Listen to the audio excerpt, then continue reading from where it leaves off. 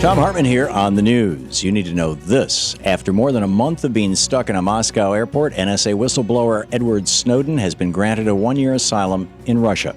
Snowden managed to slip out of the Russian airport unseen and then move to a secret location. When asked where Snowden would be going, a Russian lawyer representing the whistleblower told reporters he is the most wanted man on planet Earth. What do you think he is going to do? He has to think about his personal security. I cannot tell you where he's going. At this time, there are no reports of what Edward Snowden plans to do next. However, it's reported that he will travel to one of the South American countries that have offered him permanent asylum. International media outlets have stated that Snowden's case has caused tension between the U.S. and Russia, but a Kremlin official said ties between the two nations would not suffer over this relatively insignificant case. International relations with several other nations, China, Brazil, and France, have, however, been strained since news of the NSA spying program broke. Even the European Union, a U.S. ally, has expressed serious concerns over the U.S. monitoring of their computer traffic. And diplomatic discussions will continue between leaders who want answers from the U.S. about international surveillance. When Edward Snowden released classified NSA documents, he started a worldwide discussion about privacy and the overreach of power by the United States government. His journey to safety is far from over.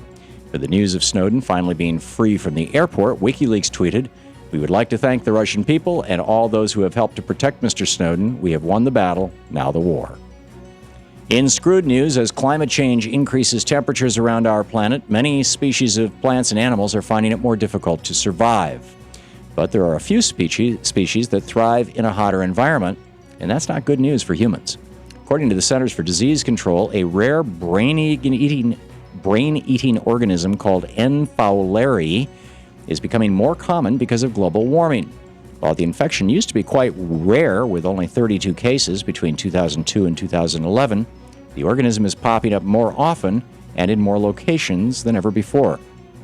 2 recent fatalities happened in Minnesota, which is more than 500 miles farther north than ever reported in the United States. The N. fowleri amoeba may still be uncommon, but it isn't the only parasite that thrives in warmer weather. But perhaps a brain-eating organism will provide some food for thought to those who continue to stand in the way of protecting our planet. In the best of the rest of the news, Republicans still love to criticize the General Motors bailout, but they won't be able to find much fault with the automaker's line of vehicles. For the first time in 3 decades, GM ranks number 1 on the J.D. Power & Associates Initial Quality Study. David Sargent, J.D. Power Vice President of Global Research, said, "If you were to ask me the question, what corporation has the best quality in the entire industry, the answer would be General Motors. Not only did government intervention save General Motors and protect American jobs, it paved the way for a great line of cars being built right here in the United States." North Carolina's Republican Governor Pat McCrory thinks cookies are a fair trade for health care. After hours of protesting an anti-abortion bill outside the governor's mansion, activists were surprised to see Governor McCrory and 4 of his security guards bringing cookies to the protesters at the mansion's gate. The gesture did not go over well with the mostly female activists, who returned the cookies uneaten with a note saying, "We want women's health care, not cookies." While there's no way to know what Governor McCrory was thinking, the delivery of baked goods was interpreted by the protesters as an inappropriate 1950s-like gesture. Protesters then began chanting, "Hey, Pat, that was rude. You wouldn't give cookies to a dude." Social media sites shared the story quickly, and online users shared their disapproval using the hashtag #LetThemEatCookies. Democratic Senator Pat Leahy wants some answers from the NSA. During a Senate Judiciary Committee hearing yesterday, Chairman Leahy pressed the security agency for more proof that invasive government surveillance has actually prevented terrorist events. After reviewing a classified list of events that were allegedly stopped by the domestic spying program, Senator Leahy said, "If this program is not effective, it has to end. So far, I'm not convinced by what I've seen." Apparently, Leahy is not buying the NSA's line about surveillance programs keeping our country safe.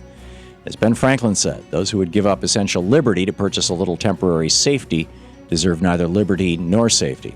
And according to Senator Patrick Leahy, the temporary safety we're getting is definitely not worth giving up our privacy. And finally, it's quite common for a person's final wish to include spreading their ashes in a beautiful place. But Jason Leach of Scarborough, England, has another idea.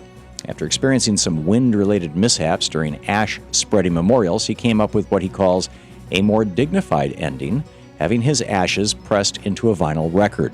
The independent music producer believes that his idea offers a new way for people to remember their loved ones, so he founded the company and Vinyl to offer the service to others. Mr. Leach said he didn't expect much from his new business venture, but he's now working around the clock to fill the hundreds of requests that are pouring in.